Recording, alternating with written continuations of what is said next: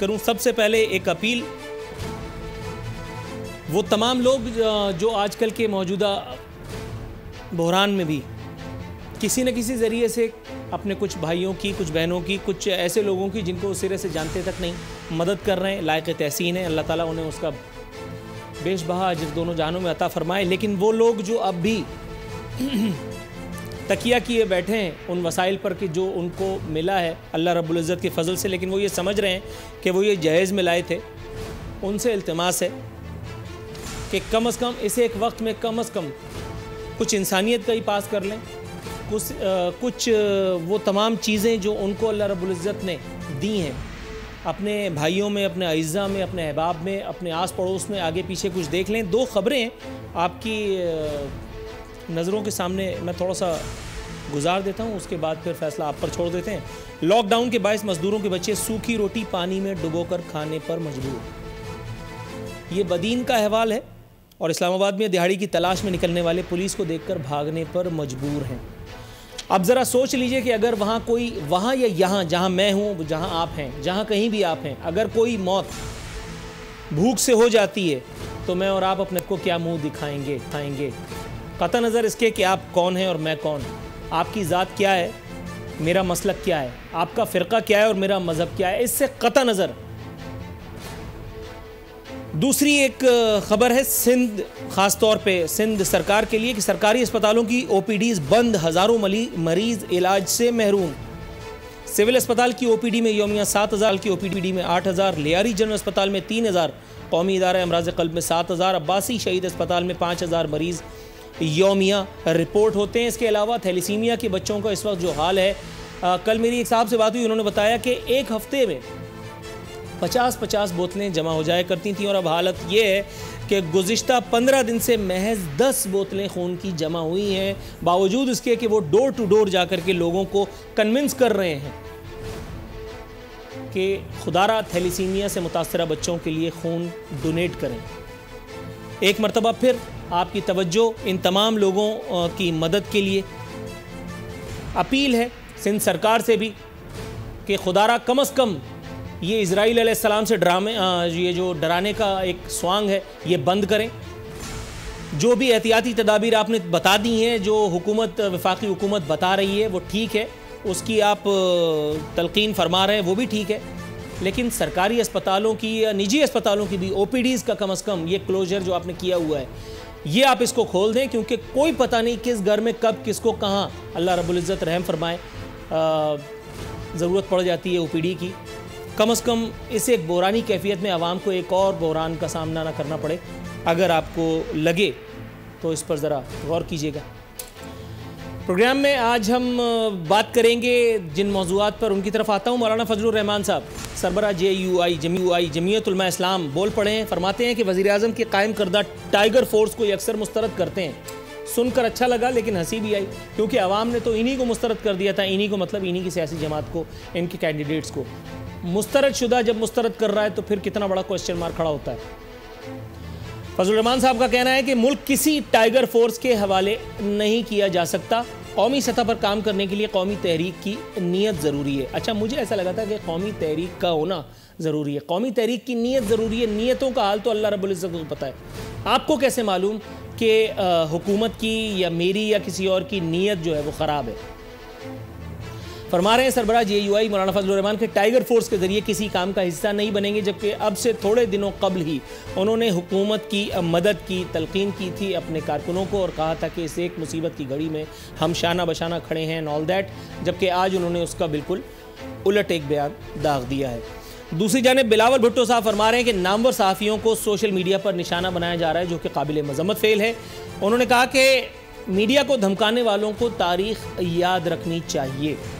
फरमाते हैं कि सहाफ़ियों को पैगाम दिया जा रहा है कि या चुप रहें या खुमियाजा भुगतें। टू बी वेरी ऑनेस्ट, जितने लोग मुझे देख रहे हैं, जितने लोग मुझे देखते आ रहे हैं या मुझे जानते हैं, उनको पता है कि मैं हुकूमत वक्त के साथ, चाहे वो सिंध की हो या वफाक की, मैं उसके साथ क्या कुछ कर रहा हूँ और वजह उसकी कोई ज़ाती लेने देना नहीं है।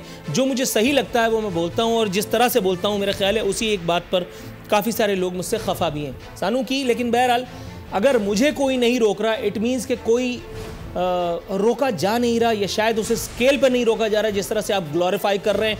ये मेरा ख्याल है अपनी अपनी नीयतों का हाल है। जिसने बोलना है ना सरकार, वो बोलेगा, वो कोई ना कोई मौका ढूंढ ही लेगा काम करने का, अगर तो उसको काम करना है। बाकी बहानेबाजी तो आप करते रहें, मदद करते रहें आप सरकार की, कोई फ़र्क नहीं पड़ता। फरमा रहे हैं पीटीआई मुखालिफों की ट्रोलिंग के बजाय कोरोना पर तवज्जो दे। बात बिल्कुल दुरुस्त है, टू बी वेरी ऑनेस्ट। लेकिन मुझे अच्छी तरह याद है पिछले हफ्ते और उससे भी पिछले हफ्ते जब मैंने भुट्टो वालों की नज़र उतारी थी, मुझे इस किस्म की अनवा अक़साम की गालियाँ और तबर्रे दिए गए खुद भुट्टो वालों की जानिब से। क्या कहते हैं यार, डीपी उस पर किसी पे जरदारी साहब की तस्वीर बनी है, किसी पर बिलावल भुट्टो की तस्वीर बनी है, किसी पे जो है वो जुल्फ़िकार अली भुट्टो मरहूम की तस्वीर बनी है, और उस पर दे दबा की गालियाँ। और जाहिर है कि ये काम फ़ी सबीलिल्लाह तो नहीं होता, तो हुजूर वाला पहले अपने दामन में भी थोड़ा सा झांक लीजिए। इसमें कोई शक नहीं कि ये ट्रेंड जो है वो सेटर जो है पाकिस्तान तहरीक इंसाफ है, उसी ने ये काम शुरू किया था। उसके बाद फिर मरियम नवाज़ ने इस काम को जो जिद्दत अता की, वो भी सब ने देखा। आज उल्टी आंतें गली पड़ गई हैं, लेकिन बहरहाल आप भी पीछे तो नहीं रहे। फरमा रहे हैं कि जमहूरी निज़ाम में मीडिया नाकाबिल तरदीद हैसियत का हामिल है। धौंस धमकी से मीडिया को दबाने वाले होश के नाखुल लें। हुजूर माज़रत के साथ, इक़्तिदार का हुमा जब जिसके सर बैठा है, तारीख गवाह है कि उसका दिमाग ख़राब होना एक ऐन फितरी अमल है। आप याद कीजिए कि जब हुकूमत थी विफाक में आपकी भी, तब बड़े बड़े गुल खिलाए गए। मैं अगर थोड़ा डिटेल में चला गया तो शायद आप भी बुरा मान जाएं। जब खलील खां ना रहे, फाख्ता ना रही, तब होश आया तो फिर क्या आया। आगे बढ़ते हैं। एतजाज़ एहसन मीर शकील की मोहब्बत में चीख उठे। चेयरमैन नैब के खिलाफ हर्जा सराई फरमाते हुए उन्होंने कहा, chairman NAB justice retired Javed Iqbal ने मीर शकील को ज़ाती अनाद में गिरफ्तार कराया। ये बताता चलूँ कि ये पीपी रहनुमा की हैसियत में इन्होंने गुलफिशानी नहीं की है, ये उन्होंने मीर शकील की मोहब्बत में नहीं की है। ये बेसिकली मीर शकील का केस लड़ रहे हैं, मीर शकील के वकील हैं अदालत में। उनका कहना था कि जावेद इकबाल डीजी नैब लाहौर की जाली डिग्री से मुताल्लिक दी जाने वाली खबर पर भी नाराज़ थे, लेकिन मीर शकील की गिरफ्तारी की बड़ी वजह चेयरमैन नैब की ज़ाती वीडियो नशर करना ठहरा। वकील मीर शकील, जो इत्तेफाक से पीपल्स पार्टी के एक रहनुमा भी हैं, उन्होंने फरमाया कि मीर शकील ज़्यादा उम्र के सबब ज़मानत के हकदार हैं। बिल्कुल हैं, क्यों नहीं है। पाकिस्तान में ज़मानत तो अमीर तबके की जो है वो उसका हक है, और अगर वो मीर हो और उसके साथ शकील हो तो फिर तो उसका हक है। बाकी सारे मुजरिमों को आप सजाए मौत पे, मुलजिमों को सजाए मौत दे दीजिए, लटका दीजिए सूली पे, इंसाफ वहाँ हो जाएगा। इनको आप ज़मानत दे के फारिग कीजिए, जिस तरह से आपके अपने कायदीन भी ज़मानतें ले लेकर के सब फारिग होकर के घर बैठे हुए हैं। और ज़्यादा उम्र, इस पर अब मैं कुछ बोलूँगा तो शायद बुरा लग जाए, लेकिन बोल देता हूँ ताकि बुरा लगे। मेरे वालिद साहब एक बात हमेशा कहा करते थे, और मैं उसको अपना नस्बुलैन बनाए बैठा हूँ कि बेटा उम्र देख करके कभी किसी की इज्जत मत करना। उम्र में शैतान हज़रत आदम अलैहिस्सलाम से सीनियर है। लोग लाहौल पढ़ते हैं, देख के थू करते हैं, लाहौल वाला कुव्वत। तो ये उम्र वाली बात तो यहीं नलिफाई हो गई। आगे बढ़ते हैं। वज़ीर आला खैबर पख्तूनख्वा जनरल नॉलेज बांटने लगे, कह रहे हैं कि कोरोना वायरस अल्लाह ताला की तरफ से इम्तिहान है। वज़ीर आला KP के महमूद खान साहब फरमाते हैं कि कोरोना वायरस अल्लाह की तरफ से इम्तिहान है। हुजूर जितना बड़ा इम्तिहान बज़ाते खुद आप बन करके आए हैं, मतलब वो भी थोड़ा सा उस जानिब अगर देखते तो अच्छा होता। कह रहे हैं कि पूरी दुनिया वायरस की जद में आ चुकी है, इनका साबुन थोड़ा लेट है। ये बात भी अब पुरानी हो चुकी है। मेरे साहबजादे को भी ये बात पता है, लेकिन इनको अब पता चली है तो इन्होंने कहा चलो मैं फारिग वक्त में लोगों को बताता चलूं। कह रहे हैं कि हुकूमत वायरस से निपटने के लिए फाल।